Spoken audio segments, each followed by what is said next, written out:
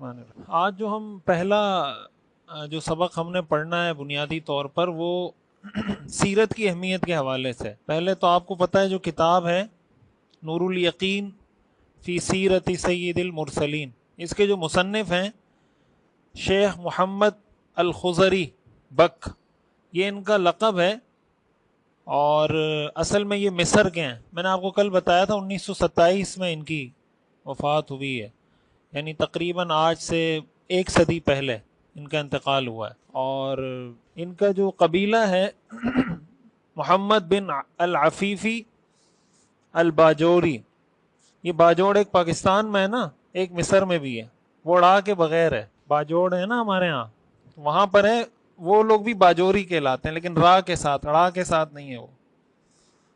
سمجھ آ رہی بات؟ تو یہ بھی باجوری ہیں، یہ جو مصنف ہیں اس کتاب کے۔ اور انہوں نے کافی کتابیں لکھی ہیں تاریخ پر، اموی، الدولت الامویہ، الدولت العباسیہ، اسی طرح اصول فقہ پر کافی کتابیں انہوں نے لکھی ہیں۔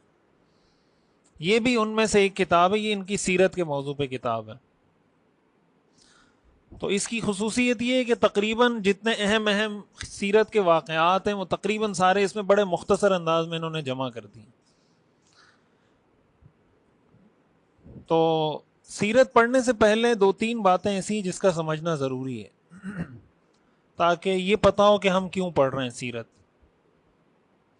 ظاہر ہے کہ ہم مسلمان ہیں، مسلمان ہونے کا تقاضا یہ ہے کہ ہم جب پڑھتے ہیں لا الہ الا اللہ محمد الرسول اللہ، تو محمد الرسول اللہ کا تقاضا ہے کہ ہم رسول اللہ صلی اللہ علیہ وسلم کی سیرت کو سمجھیں، جب ہی فالو کریں گے نا، جب پتہ ہوگا، علم ہوگا تو عمل ہوگا، اگر علم نہیں تو عمل کہاں سے ہوگا؟ اس محمد الرسول اللہ کا تقاضا ہے کہ ہم سیرت کو پڑھیں۔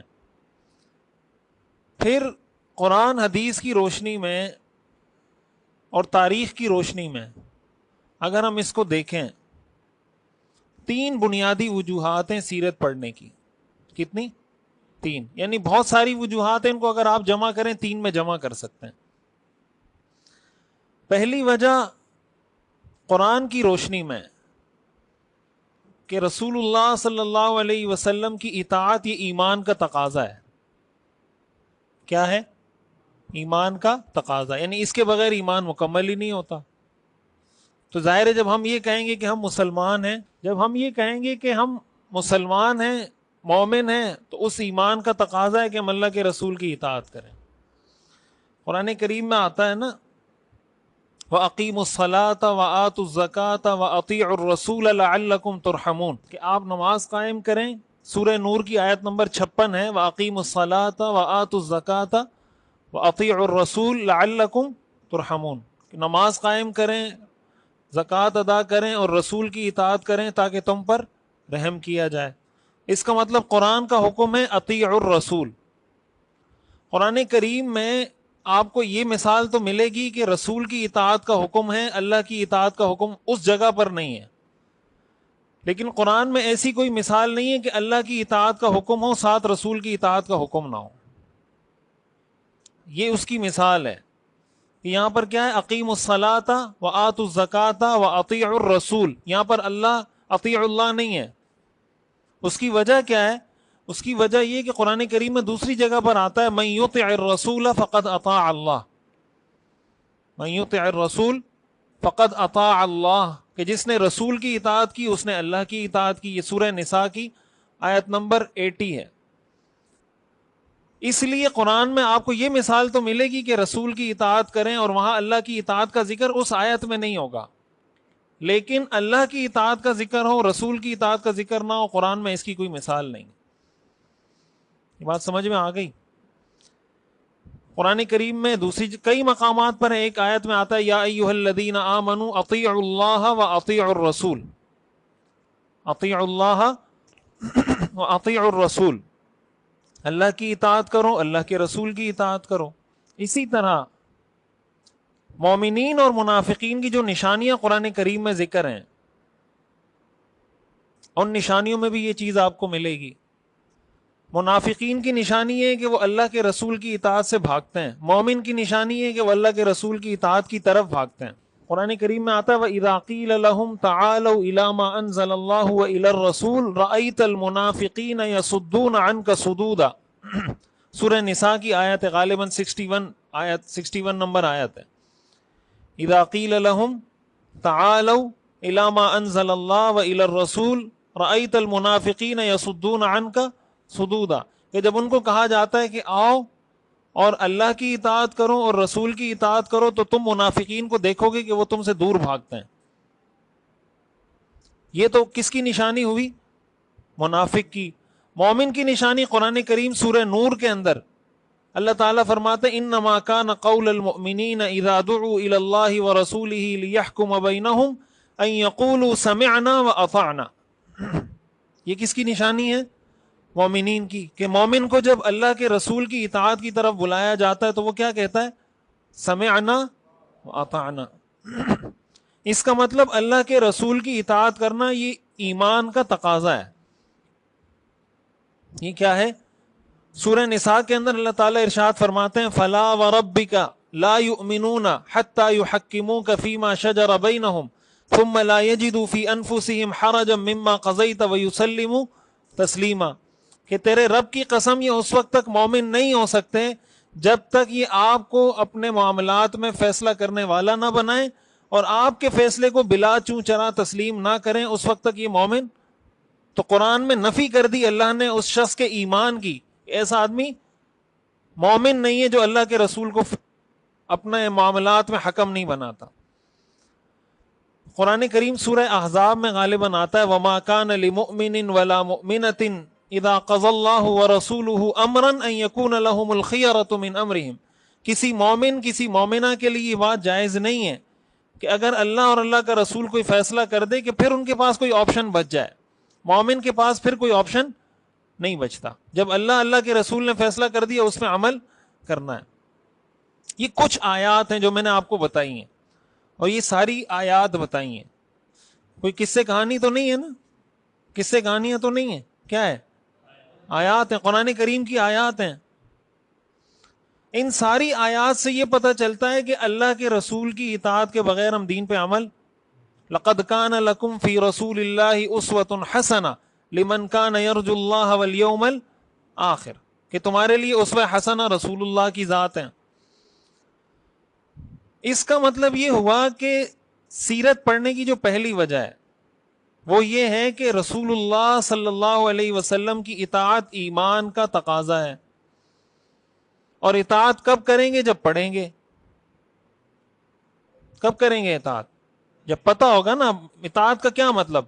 اطاعت کا مطلب یہ کہ آپ علیہ الصلاۃ والسلام کیسے شوہر تھے، آپ علیہ الصلاۃ والسلام کیسے والد تھے، آپ علیہ الصلاۃ والسلام کیسے دوست تھے، آپ علیہ الصلاۃ والسلام کیسے حکمران تھے، آپ علیہ الصلاۃ والسلام کیسے سپہ سالار تھے، آپ علیہ الصلاۃ والسلام کیسے پڑوسی تھے، آپ رشتہ داروں کے ساتھ کیسے ملتے تھے، دوستوں سے کیسے ملتے تھے، چھوٹوں سے کیسے ملتے تھے۔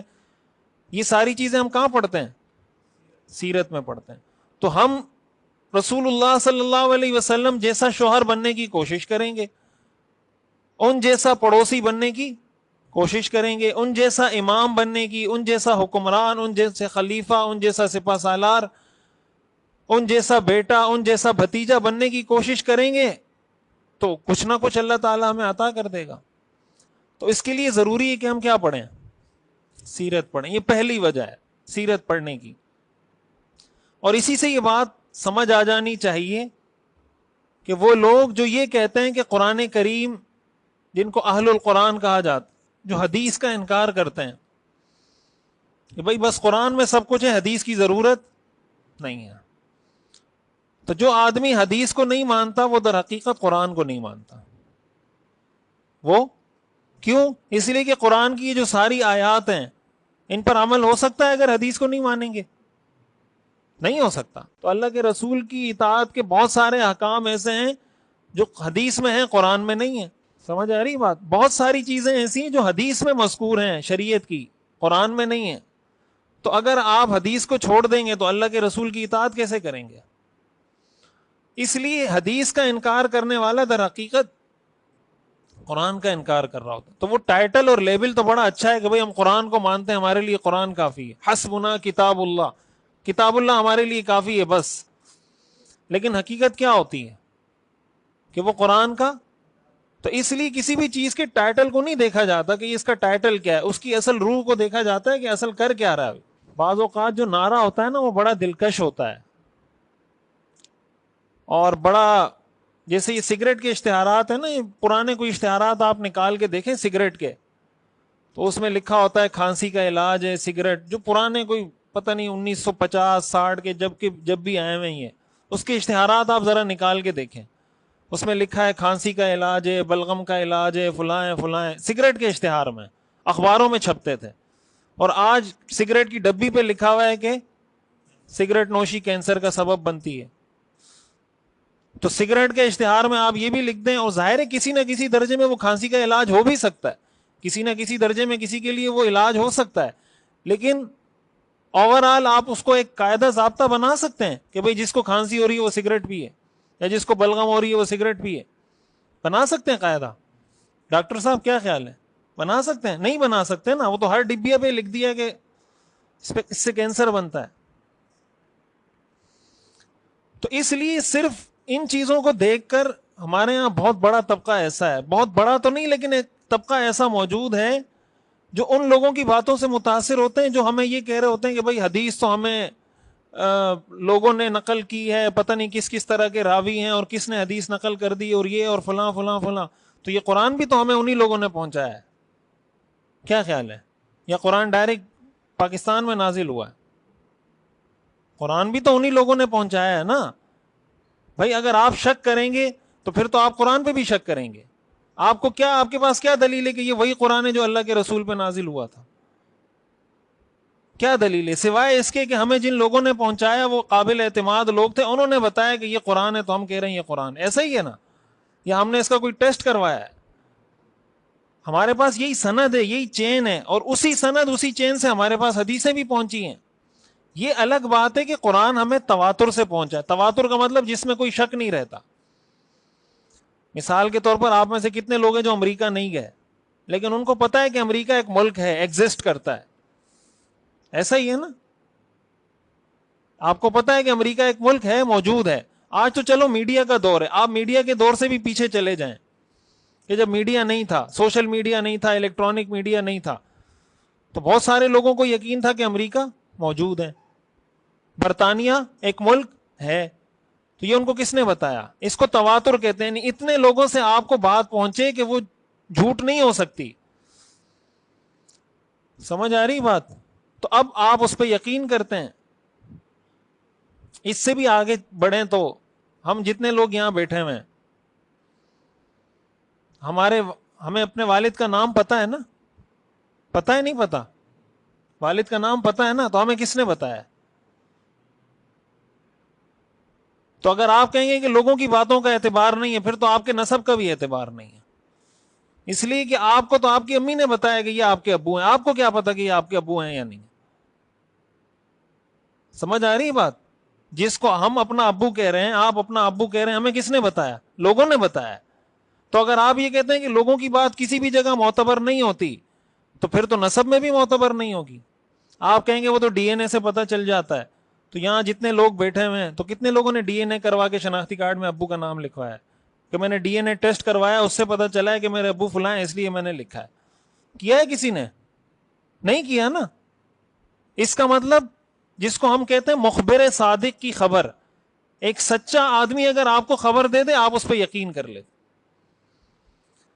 یہاں ایک صاحب آئے ہوئے تھے پتہ نہیں امریکہ کینیڈا سے, تو وہ کہنے لگے کہ آج کل جو بچوں کو ایتھیس بنایا جا رہا ہے یا ایتھیزم سکھائی جا رہی ہے, ان کو یہ بات ذہن میں بٹھائی جا رہی ہے کہ جب تک کسی چیز کو آنکھوں سے دیکھ نہ لو اس کا یقین نہ کرو. یہی سکھایا جا رہا ہے نا, کہ اس چیز کو مانو جو آنکھوں سے نظر آ رہی. جو چیز آنکھوں سے نظر نہیں آ رہی تو اللہ تو ہمیں نظر نہیں آ رہا, یعنی اللہ کی ذات تو ہمیں نظر نہیں آ سکتی. قرآن میں آتا ہے لا تدرکہ الابصار وہو یدرک الابصار, کوئی آنکھ اللہ کو نہیں دیکھ سکتی اور اللہ سب کو دیکھتا ہے. تو وہ کہنے لگا کہ میرے بچے نے مجھے یہ کہا کہ ہمیں اسکول میں یہ سکھایا ہے کہ بھائی جو چیز نظر آئے تو جب تک آنکھوں سے نہ دیکھ لو اس پر اعتماد مت کرنا. تو وہ کہتے ہیں کہ میں ایک دن بارش ہو رہی تھی, میں نے آ کے بچے کو بتایا, بارش ہو رہی تھی, بچے نے مجھے آ کے بتایا کہ ابو بارش ہو رہی ہے باہر. تو میں نے کہا اچھا ٹھیک ہے, میں باہر جا کے دیکھتا ہوں, میں باہر جا کے دیکھتا ہوں. تو اس نے کہا کہ کیوں ابو, میں آپ کو جھوٹ بول رہا ہوں کیا؟ بچے نے کیا کہا, میں آپ کو جھوٹ بول رہا ہوں. تو کہا میں نے کہ نہیں, آپ جھوٹ تو نہیں بول رہے, لیکن آپ نے مجھے ایک فارمولہ بتایا تھا کہ جب تک کسی چیز کو دیکھ نہ لو تو اس پہ یقین نہ کرنا. تو اس نے کہا ابو ایسا تو نہیں ہوتا, ہر جگہ تو یہ بات نہیں ہوتی. تو بس میں نے اس کو کہا جب ہر جگہ نہیں ہوتی تو دین میں بھی یہ بات نہیں ہوتی. آپ نے اصول فقہ میں پڑھا ہوگا کہ عام میں جب ایک دفعہ تخصیص ہو جائے وہ ظنی ہو جاتا ہے. اصول فقہ پڑھی ہے آپ نے ابھی یا پڑھیں گے؟ تو العام اذا خص منه البعض, عام میں جب ایک دفعہ تخصیص ہو گئی نا, قاعدے میں کوئی ایک تخصیص کر دی کہ یہ اس سے مستثنا ہے, جب یہ مستثنا ہے تو کوئی اور بھی مستثنا ہو سکتا ہے. ایک دفعہ تخصیص ہو گئی تو تخصیص پھر زیادہ بھی ہو سکتی. سمجھ آ رہی بات؟ تو صرف یہ کہہ کے رد کر دینا کہ یار یہ تو ہمیں لوگوں نے حدیثیں سنائی, اس میں تو ہر طرح کے لوگ ہیں, تو جو ہر طرح کے لوگ ہیں ان کو محدثین نے الگ الگ کر دیا ہے. یہ حدیث کی جو کیٹیگرائزیشن ہے وہ اسی وجہ سے کہ یہ صحیح ہے, یہ ضعیف ہے, یہ حسن ہے, حسن لذاتی ہی ہے, حسن لغیری ہی ہے, وغیرہ وغیرہ جتنی بھی تقسیمات ہیں. یہ بات سمجھ میں آ رہی ہے؟ تو پہلی بات یہ دماغ میں بٹھا کے رکھیں, قرآن کریم میں آتا ہے وما ينطق عن الهوى ان هو الا وحی یوحى, کہ یہ اپنی خواہش سے نہیں بولتے, وہ وحی ہوتی ہے جو ان کی طرف بھیجی جاتی ہے. قرآن کریم میں اللہ تعالیٰ نے فرمایا ما آتاکم الرسول فخذوہ وما نہاکم عنہ فانتہوا, جو رسول تمہیں دے اس کو لے لو, جس سے روکے اس سے رک جاؤ. تو رسول تو ہمیں حدیثوں میں چیزوں کا حکم دے رہے ہیں, آپ کہہ رہے ہیں ہم حدیث کو مانتے ہی نہیں ہیں. تو قرآن کی اس آیت پہ عمل ہو سکتا ہے؟ ما آتاکم الرسول فخذوہ وما نہاکم, ہو سکتا ہے عمل؟ نہیں ہو سکتا ہے اس پر عمل. تو پہلی چیز جس کی وجہ سے سیرت کا پڑھنا ضروری ہے وہ یہ کہ قرآن کریم کی ان ساری آیات پر عمل اس وقت ہوگا جب آپ سیرت پڑھیں گے. جب کیا پڑھیں گے؟ سیرت پڑھیں گے. بات سمجھ میں آ گئی؟ دوسری وجہ کہ قرآن کریم میں اللہ تعالیٰ نے حضور علیہ الصلوۃ والسلام کو ہمارے لیے رول ماڈل کے طور پہ پیش کیا ہے. جس شخصیت کو آپ رول ماڈل بناتے ہیں, علامہ سلمان ندوی رحمۃ اللہ علیہ کی کتاب خطبات مدراس دیکھیے آپ لوگوں نے, اس کا مطالعہ کریں آپ لوگ. خطبات مدراس یہ ان کی سیرت پر لیکچر ہیں جو مختلف جگہوں پہ انہوں نے دیے ہیں, چھوٹی سی کتاب ہے. اس کے شروع میں انہوں نے یہ بات لکھی ہے کہ جب آپ کسی شخص کو فالو کرتے ہیں نا, اس میں 3-4 کوالٹیز ہونی چاہیے. 3-4 کوالٹیز ایسی ہیں جو اس میں ہونی چاہیے. ایک اس میں ہے تاریخیت, جامعیت, کاملیت. یہ 4 چیزیں, اس کو میں آسان کر کے بتاتا ہوں, آپ لوگوں کو پتہ نہیں اردو سمجھ میں بھی نہیں آ رہی ہوگی. تاریخیت, جامعیت, کاملیت اور عملیت. تاریخیت کا مطلب یہ ہے کہ اس شخص کی اتھینٹک ہسٹری آپ کے پاس ہونی چاہیے. کیا ہونی چاہیے؟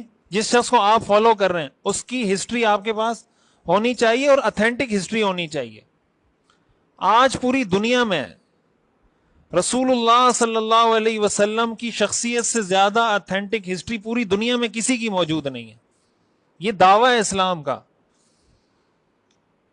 یہ معمولی بات نہیں ہے کہ اس وقت دنیا میں چاہے وہ حضرت موسیٰ علیہ السلام ہو, حضرت انبیاء ہو, کسی نبی کی ہسٹری محفوظ اس طریقے سے نہیں ہے جس طریقے سے رسول اللہ صلی اللہ علیہ وسلم کی سیرت اور حدیثیں محفوظ ہیں. ایسا ہے یا نہیں؟ اس کی وجہ کیا ہے؟ اس کی وجہ یہ کہ مسلمانوں نے پورا ایک علم ایجاد کیا ہے جس کو آپ کہتے ہیں علم و اسماء الرجال. اسماء الرجال یہ پورا ایک فن ہے. فن اس کا مطلب کیا ہے؟ مثال کے طور پر ایک حدیث کی سند میں 20 لوگ ہیں. مثال کے طور پر رسول اللہ صلی اللہ علیہ وسلم سے صحابی نے سنا, صحابی سے کسی ان کے شاگرد نے سنا, ان کے شاگرد سے ان کے شاگرد نے سنا. اس طرح 20 کڑیاں ہیں مثال کے طور پر. اب 20 کڑیوں کا مطلب ہے کہ یہ 20 لوگ ہیں. سمجھ آ رہی بات؟ مثلا کسی کا نام کچھ ہے, کسی کا نام کچھ ہے, کوئی مصر کا رہنے والا ہے, کوئی قطر کا رہنے والا ہے, کوئی عمان کا رہنے, مختلف آپ کو ملیں گے راوی جو ہیں. اب اس راوی کا پورا بایو ڈیٹا یعنی 20 راوی ہے نا، تو 20 میں سے ہر راوی کا پورا بایو ڈیٹا، یہ کون ہے، اس کا والد کون تھا، کہاں پیدا ہوا، کس سے سبق پڑھا، یہ کس ٹائپ کا آدمی تھا، نماز پڑھتا تھا نہیں پڑھتا تھا، دین کے حوالے سے اس کا سٹیٹس کیا تھا، لوگوں میں اس کی شہرت دین کے لحاظ سے کیسی تھی، یہ فاسق تھا عادل تھا، اس کا جو لائف اسٹائل تھا وہ شریعت کے مطابق تھا نہیں تھا. یہ ساری چیزیں ہر راوی کی محفوظ ہیں. اس طرح لاکھوں راوی ہیں. ایسا ہی ہے نا، یہ جو حدیثیں ہمیں پہنچی ہیں لاکھوں راوی ہیں اس میں. تو جتنے راویوں کے ذریعے ہمیں حدیث پہنچی ہے، ہر راوی کا پورا بایو ڈیٹا محفوظ ہے. اور یہ اس زمانے میں محدثین نے محفوظ کیا ہے جب یہ کمپیوٹر اور ٹیکنالوجی اور چیزوں کو جمع کرنے کا کوئی رواج ہی نہیں تھا. اس طریقے سے انہوں نے ایک شخص کا بایو ڈیٹا لکھا ہے جو آج بھی موجود ہے. مثلا آپ کے پاس بخاری کی کوئی حدیث آتی ہے، آپ دیکھتے ہیں کہ بخاری کی یہ حدیث ہمیں جن واسطوں سے پہنچی ہیں وہ کتنے لوگ ہیں، تو ہر شخص کا پورا بایو ڈیٹا آپ کو اسماء اور رجال میں مل جائے گا. یہ فن ایجاد ہی مسلمانوں نے کیا ہے. اس سے پہلے یہ فن موجود ہی نہیں تھا کہ بھئی تاریخ کو نقل کرنے کے لیے، حدیث کو نقل کرنے کے لیے اتنا اہتمام کیا جائے.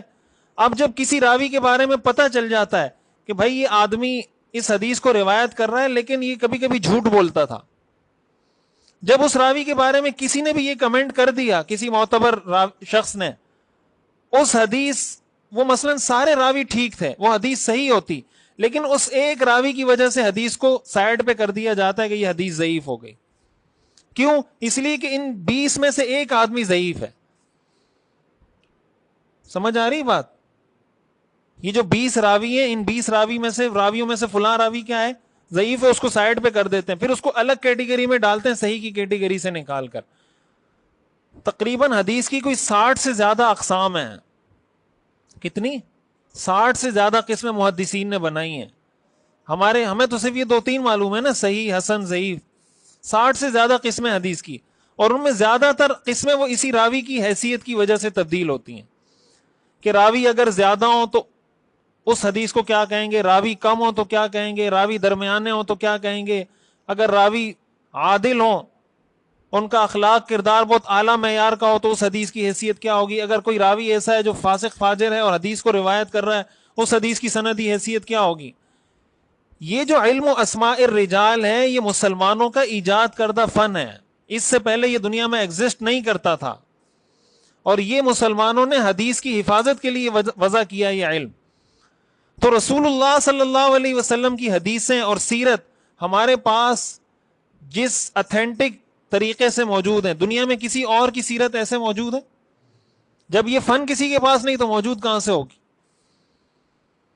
تو کسی شخص کو جب آپ فالو کرتے ہیں، پہلی چیز اس میں یہ ہونی چاہیے تاریخیت. تاریخیت کا مطلب اتھینٹک ہسٹری اس شخص کی آپ کے پاس ہے. تو دنیا میں واحد وہ شخصیت جس کی اتھینٹک ہسٹری ہمارے پاس ہے، وہ کون ہے؟ اللہ کے رسول صلی اللہ علیہ وسلم. دوسری چیز ہے جامعیت. جامعیت کا مطلب یہ کہ ان کی زندگی کا کوئی ایک پہلو ہمارے پاس محفوظ نہ ہو. ایک تو یہ نا، مثال کے طور پر کوئی بڑا سپہ سالار گزرا ہے، یہ بڑا فاتح گزرا ہے، سمجھ آ رہی بات؟ تو اس کے آپ کو تاریخ میں وہ واقعات تو مل جائیں گے کہ اس نے جنگیں کیسے لڑیں، فتح کیسے حاصل کی، دشمنوں کو کیسے مارا، قیدی کیسے بنایا، دشمنوں کو پریشان کیسے کیا، جنگی چال کیسی تھی، یہ تو آپ کو ملے گا. لیکن یہ کہ وہ کیسا شوہر تھا، اس کی ہسٹری میں یہ چیز آپ کو نہیں ملے گی. جب آپ اس کی ہسٹری پڑھنے جائیں گے تو اس کی ہسٹری میں یہ چیز نہیں ملے گی. اب اگر کسی کی شہرت حکمران ہونے کے لحاظ سے، تو آپ کو اس کی تاریخ میں حکمرانی کی تاریخ ملے گی. تو جس شخصیت کو آپ فالو کریں، دوسری چیز آپ کے پاس یہ ہونی چاہیے، جامعیت ہونی چاہیے، جس کو ہم کمپریہنسونیس کہتے ہیں. تیسری چیز ہے کاملیت. کاملیت کا مطلب یہ ہے کہ اس کی زندگی میں آپ کو ہر حوالے سے رہنمائی ملتی بھی ہو. مثال کے طور پر اگر آپ ان سے یہ پوچھنا چاہتے ہیں کہ بھائی میں کیسا شوہر بنوں، تو آپ کو وہ گائیڈ کر دیں گے. آپ ان سے یہ پوچھنا چاہتے ہیں کہ میں کیسا بیٹا بنوں، تو آپ کو گائیڈ کر دیں گے. آپ ان سے یہ پوچھنا چاہتے ہیں میں کیسا حکمران بنوں تو وہ آپ کو گائیڈ کر دیں گے. آپ یہ پوچھنا چاہتے ہیں کہ میں کیسا امام بنوں وہ آپ کو گائیڈ کر دیں گے نا. سیرت حدیث وضاحت کرتی ہے نہیں کرتی. تیسری چیز کاملیت ہونی چاہیے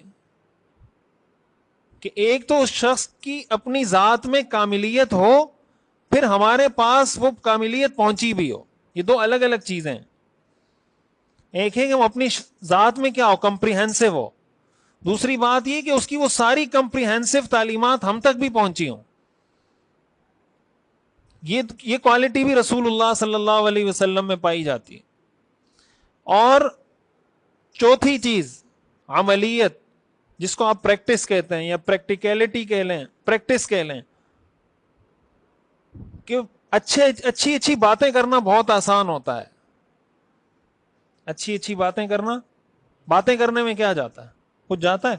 باتیں کرتے رہے بیٹھ کے, جیسے ہمارے یہاں بہت سارے اسکالر ہیں, بیٹھ کے کیمرہ آن کیا اور کچھ بھی بولتے رہے, چینل پہ ڈال دیا, پھر اگلے دن کچھ دماغ میں آیا بول دیا چینل پہ. ہے نا ایسے لوگ. تو باتیں کرنے سے کیا جاتا ہے. لوگ کہتے ہیں مولوی کچھ نہیں کر رہے, مولویوں نے یہ کر دیا, مولویوں نے وہ کر دیا. یہ جتنے اسکالر آپ کو مولویوں کے خلاف ملیں گے, آپ ان کو کہیں ٹھیک ہے ہم مولوی کو چھوڑ دیتے ہیں. ایک کام آپ یہ کریں کہ ناظرہ کے مکاتب پورے پاکستان میں کھول دیں. کیا کریں؟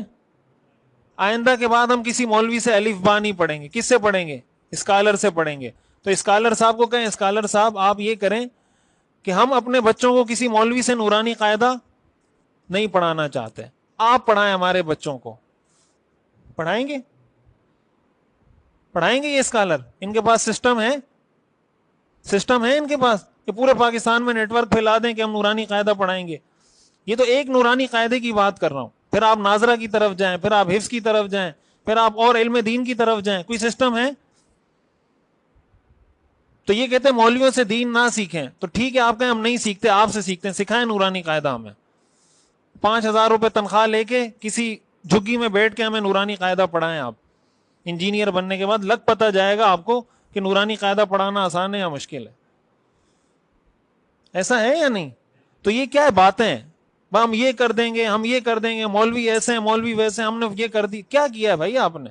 مولویوں کا تو کردار ہے گراؤنڈ پہ موجود ہے. وہ نورانی قاعدہ بھی پڑھاتے ہیں, وہ آخر تک عالم کا کورس بھی پڑھاتے ہیں, مفتی کا کورس بھی پڑھاتے ہیں, سب کچھ پڑھاتے ہیں. آپ کیا کرتے ہیں سوائے باتوں کے؟ بات سمجھ میں آ رہی ہے؟ تو نورانی قاعدہ ہو, ناظرہ قرآن ہو, حفظ قرآن ہو, علم دین ہو, دراسات ہو, فہم دین ہو, 8 سالہ درس نظامی ہو, کلیت الشریعہ ہو, الاحسان کورسز, یہ جتنے کورسز ہیں جو عملی کام گراؤنڈ پہ ہو رہا ہے وہ کون کر رہا ہے؟ تو فارمولہ دینا بہت آسان کام ہے کہ یار یہ سارے مولوی غلط ہیں, ہم ایک نئے طریقے سے آپ کو دین سکھائیں گے, اور یہ سارے مولویوں نے آپ کو غلط دین سکھایا, ہم آپ کو صحیح دین سکھائیں گے. تو دیکھنے میں تو بات بڑی اچھی لگتی ہے. جب آپ ان کو کہیں ذرا کر کے دکھائیں, جتنی تنخواہ پہ مولوی گزارا کر رہا ہے پوری دنیا میں, پہلے تو آپ اپنا نیٹ ورک پھیلائیں. آپ ناظرہ پڑھانے والے کو 2 لاکھ تنخواہ دیں, ہمیں کوئی مسئلہ نہیں ہے. یہ جو جدید اسکالر ہیں ان کو کہیں نورانی قاعدے کے لیے بندہ بٹھائیں, آپ اس کو 5,000 نہیں 2 لاکھ تنخواہ کی تو ہم بات ہی نہیں کرتے کہ کم تنخواہ پہ کریں. 2 لاکھ روپے تنخواہ دیں اور اس کو کہیں کہ آپ الف با پڑھائیں. پورے پاکستان میں کوئی نیٹ ورک ہے؟ پورے کراچی کی سطح پہ کوئی نیٹ ورک ہے؟ کسی ایک شہر کی سطح پہ کوئی نیٹ ورک ہے؟ کسی ایک گاؤں کی سطح پہ کوئی نیٹ ورک ہے؟ تو باتیں, تو وہ کہتے ہیں نا باتیں کروڑوں کی دکان پکوڑوں کی. باتیں کروڑوں کی دکان پکوڑوں. باتیں کرنے میں کچھ نہیں جاتا. رسول اللہ صلی اللہ علیہ وسلم کی جو سب سے بڑی خصوصیت تھی وہ یہ تھی,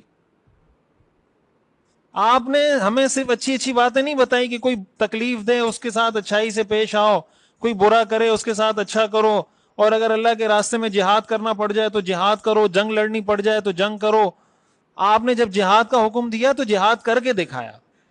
آپ نے جب یہ کہا کہ کسی کی تکلیف پہ صبر کریں تو صبر کر کے دکھایا. آپ نے جب کہا بڑوں کا احترام کرنا ہے تو کر کے دکھایا. آپ نے کہا کہ خیرکم لأہلی, تم میں سے بہتر وہ ہے جو اپنے گھر والوں کے ساتھ اچھا ہو. آگے آپ نے فرمایا وَأَنَا خَيْرُكُمْ لِأَهْلِي, میں اپنے گھر والوں کے لیے تم میں سب سے بہتر ہوں. تو آپ نے جب کہا کہ اچھے شوہر بنو تو اچھا شوہر بن کے دکھایا. تو اس لیے اچھی اچھی باتیں کرنا یہ ایک چیز ہے، اچھی اچھی باتوں بتانے کے بعد خود عمل کرنا. فتح مکہ کے موقع پر، خطبہ حجۃ الوداع کے موقع پر رسول اللہ صلی اللہ علیہ وسلم نے جو خطبہ دیا، آپ نے فرمایا کہ آج کے بعد تمام سودی معاملات ختم. الا ان ربا الجاہلیت موضوع، کہ جاہلیت کے تمام سودی معاملات ختم. الا ان دماء الجاہلیت موضوع، جاہلیت کے تمام قتل کے بدلے ختم. جاہلیت میں قتل کے بدلے آج کے بعد کوئی کسی کو قتل نہیں کرے گا. تو جہاں جہاں آپ بتاتے رہے کہ بھائی آج کے بعد سود ختم، تو آپ نے فرمایا کہ سب سے پہلا سود جو میں معاف کرتا ہوں اپنے چچا حضرت عباس کا سود معاف کرتا ہوں، کہ جس نے حضرت عباس کو سود دینا ہے وہ معاف ہے. پھر آپ نے فرمایا کہ جاہلیت کے تمام قتل ختم. آپ نے فرمایا سب سے پہلے میں اپنے چچا زاد کا خون معاف کرتا ہوں کہ ہم اس کا قصاص نہیں لیں گے. تو آپ علیہ الصلوۃ والسلام نے جب کوئی چیز سکھائی خود عمل کر کے بتایا. یہ 4 چیزیں لکھی ہیں علامہ سلمان ندوی رحمۃ اللہ علیہ نے خطبات مدراس میں، کہ جب کسی شخصیت کو آپ فالو کرتے ہیں اس میں یہ 4 کوالٹیز ہونی چاہیے. یہ 4 کوالٹیز رسول اللہ صلی اللہ علیہ وسلم کے علاوہ کسی میں نہیں پائی جاتی. پائی جاتی ہیں، ایک کوالٹی بھی کسی میں نہیں پائی جاتی. ان 4 میں سے کوئی ایک بھی، چاروں ایک ساتھ تو کسی میں نہیں پائی جاتی، چاہے وہ کوئی دینی شخصیت ہو چاہے وہ کوئی دنیاوی شخصیت ہو. یہ آپ علیہ الصلوۃ والسلام کی خصوصیت ہے. یہی وجہ ہے کہ ساری دنیا میں چاہے مسلمان غیر مسلم، جب جو انفلوئنشل پرسنالٹیز ہیں ان کا جب تعارف کرواتے ہیں تو سب سے پہلے نام رسول اللہ صلی اللہ علیہ وسلم کا. مشل ہارٹ کی جو کتاب ہے نا 100 انفلوئنشل پرسنالٹیز، یہ دوسری وجہ ہے. وقت ختم ہو گیا. ہاں، تیسری وجہ بھی بتا دیتا ہوں تاکہ یہ مکمل ہو جائے. پہلی وجہ کیا بتائی میں نے؟ آپ لوگوں کو کچھ پتا بھی ہے ویسے ہی؟ ہاں،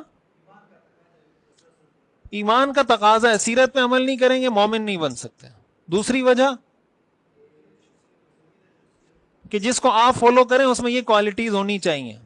ٹھیک ہے.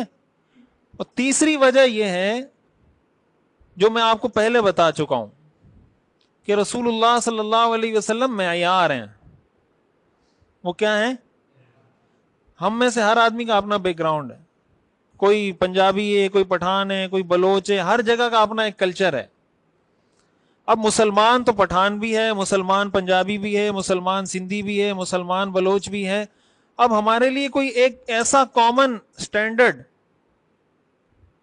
جس کو ہم اپنا لیں اور ہم یہ کہیں کہ بھئی پٹھان نے بھی اس پر آنا ہے، پنجابی نے بھی اس پر آنا ہے، سندھی نے بھی، عرب نے بھی، عجم نے بھی، سب نے اس پہ آنا ہے.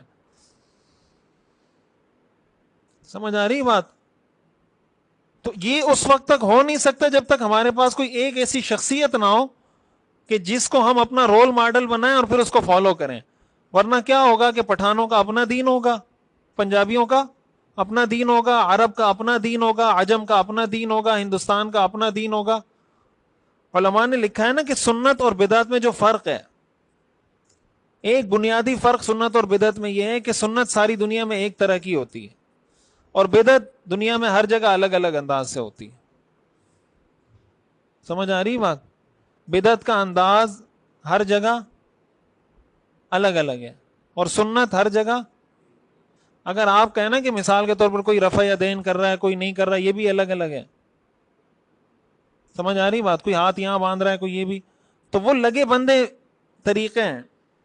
مثال کے طور پر رفع یدین یا ترک رفع یدین، یہی 2 طریقے ہیں نا، یہ دونوں سنت ہیں، سنت سے ثابت ہیں کہ آپ رفع یدین کریں یا رفع یدین نہ کریں. کوئی تیسرا طریقہ دنیا میں آپ کو نہیں ملے گا. مثال کے طور پر کوئی آدمی رکوع میں جاتے ہوئے سلوٹ کر رہا ہو، تیسرے طریقے کی مثال دے رہا ہوں کہ بھائی وہ لوگ رفع یدین کرتے ہیں، ہم جب رکوع میں جائیں گے ہم سلوٹ کریں گے، سجدے سے اٹھیں گے تو بائیں ہاتھ سے سلوٹ. ہے ایسا کوئی؟ یہ اس کی نشانی ہے کہ یہ سنت اور حدیث اور دین کا حصہ ہے. بدعت میں یہ بدعت کی کوئی آپ وہ نہیں کر سکتے حد بندی کہ بھائی یہ 4 طریقے ہیں، ہر جگہ الگ الگ طریقہ ہے. سمجھ آ رہی بات؟ تو رسول اللہ صلی اللہ علیہ وسلم کی شخصیت ایسی ہے کہ ان پہ سب جمع ہو جاتے ہیں. مثال کے طور پر بیوی کے ساتھ کسی کا پھڈا ہو جاتا ہے، مثال کے طور پر حضرت عائشہ رضی اللہ تعالیٰ عنہ کا واقعہ ہے نا کہ آپ علیہ الصلوۃ والسلام کے لیے آپ کی ایک زوجہ نے حضرت عائشہ کی باری میں کچھ بھیج دیا کھانے کا. جب حضرت عائشہ نے دیکھا، حضرت عائشہ نے وہ برتن اٹھا کے پٹک دیا، زمین پہ توڑ کے چورا چورا ہو گیا برتن. رسول اللہ صلی اللہ علیہ وسلم نے دیکھا. اب یہ صحیح بخاری صحیح مسلم کی حدیث ہے. حضرت عائشہ کو غصہ آیا. اب میں اکثر یہ بات کہتا ہوں کہ آپ اس واقعے کو یہاں سٹاپ کر دیں. آگے آپ بتائیں کہ اگر آپ کی بیوی ایسا کرتی آپ کا ری ایکشن کیا ہوتا. سمجھ آ رہی بات؟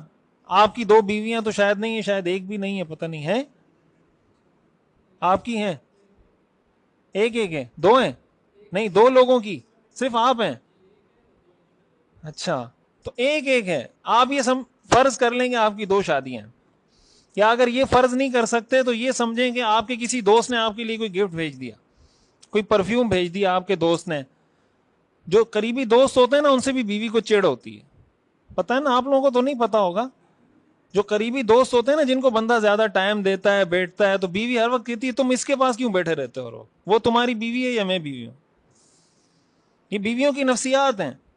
اب آپ کے اسی کسی قریبی دوست نے جس سے آپ کی بیوی چڑتی ہے، اب ظاہر ہے سوکن تو سوکن سے چڑتی ہے نا. تو آپ کے اس دوست نے آپ کے لیے پرفیوم بھیجا، آپ کی بیوی نے اٹھا کے زمین پہ پٹخ کے مار دیا. آپ کا ری ایکشن کیا ہوگا؟ تو آپ اگر پٹھان ہیں ہو سکتا ہے آپ کا ری ایکشن کچھ ہو، اگر بلوچ ہیں ہو سکتا ہے ری ایکشن کچھ ہو، اگر دیہات کے رہنے والے ہیں ہو سکتا ہے ری ایکشن کچھ ہو، اگر شہر کے رہنے والے ہیں ہو سکتا ہے ری ایکشن ایسا ہی ہے نا. دیہاتی آدمی کا ری ایکشن شہر کے آدمی کے ری ایکشن سے کیا ہوگا؟ الگ ہوگا. اب اس پہ آپ نے ری ایکٹ کرنا ہے سیرت کے مطابق. تو جب سیرت کے مطابق ری ایکٹ کریں گے، دیہات والے کا ری ایکشن، شہر والے کا ری ایکشن، پٹھان کا ری ایکشن، پنجابی کا ری ایکشن ایک ہوگا نہیں ہوگا. یہ سیرت کا فائدہ ہے. رسول اللہ صلی اللہ علیہ وسلم نے فرمایا غارت امکم، تمہاری ماں کو غیرت آ گئی ہے، غصہ آ گیا کہ سوکن نے کیوں. آپ علیہ الصلوۃ والسلام نے حضرت عائشہ کو فرمایا کہ بھائی یہ برتن تم نے ان کا توڑا ہے، اس کے بدلے میں ایک برتن تمہیں دینا ہوگا. یہ شریعت کا مسئلہ ہے، آپ کسی کا برتن توڑیں گے برتن دینا ہوگا. شریعت کا مسئلہ آپ نے بتا دیا اور اس کے بعد یہ معاملہ کیا ہو گیا؟ Chapter close. چیپٹر کیا ہو گیا؟ کلوز ہو گیا. تو حضرت عائشہ اور حضور علیہ الصلوۃ والسلام کی کتنی محبت والی زندگی تھی. اب اگر کوئی آدمی یہ چاہتا ہے کہ میں محبت والی زندگی گزاروں اور شوہر وہ ایسا بنتا ہے جیسا کوئی فرعون ہوتا ہے یا کوئی دجال قسم کا فرعون بنتا ہے، شداد قسم کا فرعون شوہر بنتا ہے، اور تقاضا وہ یہ کر رہا ہے کہ میرے اور میری بیوی کے درمیان محبت ہو، تو محبت اس وقت ہوگی جب آپ رسول اللہ صلی اللہ علیہ وسلم کی سیرت کو پڑھیں گے، پھر اس پہ عمل کریں گے. اب ہو سکتا ہے آپ دیہات میں کسی بڑے سے مشورہ کریں، وہ آپ کو کہے بیوی کو طلاق دے دو. شہر میں کسی آدمی سے مشورہ کریں، وہ کہے نہیں طلاق نہیں دو، ٹھیک ہے سمجھا دو اس کو. جب آپ سیرت سے مشورہ کریں گے، سیرت آپ کو خود رہنمائی کر دے گی. بات سمجھ میں آ رہی ہے؟ تو نتیجہ یہ ہوگا کہ آپ کی زندگی جنت بن جائے گی. یہی آپ معاملات میں، کاروبار میں، بزنس میں، پڑوس میں، رشتہ داروں میں، ہر جگہ آپ سیرت کو اپنائیں، سارے مسائل کیا ہو جائیں گے. تو یہ 3 بنیادی وجوہات ہیں جس کی وجہ سے سیرت کا پڑھنا. پہلی وجہ کیا ہے؟ تقاضا ایمان.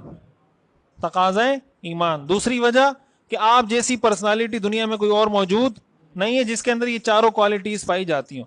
تیسری وجہ یہ کہ کوئی ہمارے پاس ایک سٹینڈرڈ اس وقت تک بن نہیں سکتا جب تک ہم اللہ کے رسول کو سٹینڈرڈ نہ بنائیں. جب سٹینڈرڈ بنا دیں گے تو دین کا مزاج ہمارا مزاج بنے گا. ہم اپنے مزاج کو دین نہیں بنائیں گے. حدیث میں آتا ہے نا لا یؤمن احدکم حتی یکون ہواہ تبعا لما جئت بہ، کہ کوئی اس وقت تک مومن نہیں ہو سکتا جب تک وہ اپنی خواہشات کو دین کے مطابق نہ کرے. ہم دین کو خواہشات کے مطابق کرتے ہیں، خواہشات کو دین کے مطابق.